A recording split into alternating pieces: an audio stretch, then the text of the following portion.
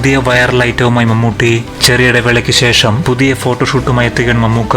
White ടീഷർട്ടും blue ജീൻസും അണിഞ്ഞ് തലയിൽ കൗബോയ് തൊപ്പിയും കണ്ണടയും ധരിച്ചു നിൽക്കുന്ന താരത്തിന്റെ പുതിയ ഫോട്ടോയാണ് സോഷ്യൽ മീഡിയയിൽ വൈറലാകുന്നത്. റാംബ്ലർ എന്ന അടിക്കുറിപ്പോടെയാണ് താരം ഇൻസ്റ്റാഗ്രാമിൽ ചിത്രം പങ്കുവച്ചിരിക്കുന്നത്.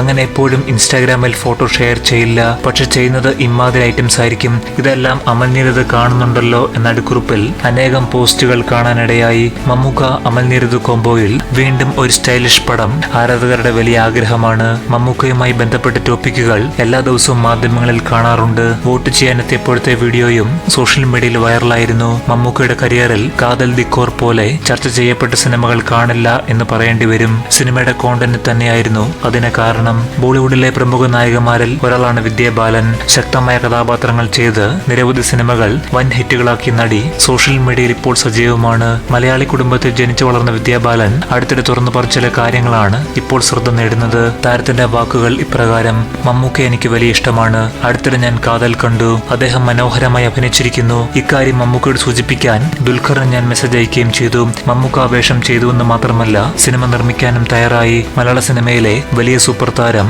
ഗേ കഥാപാത്രം ചെയ്യാൻ തയ്യാറായി. അതിലൂടെ ആ കമ്മ്യൂണിറ്റിയെ പിന്തുണയ്ക്കുകയാണ് ചെയ്തത്. മറ്റുള്ളവരെ ബോധവൽക്കരിക്കാൻ അത് സഹായകരമായി. ഇതുപോലൊരു സിനിമ ചെയ്യാൻ ഒരിക്കലും ബോളിവുഡ് താരങ്ങൾ തയ്യാറാകില്ല, വിദ്യാ ബാലൻ പറഞ്ഞു. അതേസമയം മമ്മൂക്ക നായകനായ ടർബോയുടെ പ്രൊമോഷൻ നടന്നു വരികയാണ്. ജൂൺ 13 ബക്രീദ് റിലീസായി സിനിമയെത്തും. പുതുപുത്തൻ സിനിമാ വാർത്തകൾക്കും മറ്റ് അറിവുകൾക്കുമായി ഞങ്ങളുടെ യൂട്യൂബ് ചാനൽ സബ്സ്ക്രൈബ് ചെയ്ത് ബെൽ ബട്ടൺ അമർത്തുക.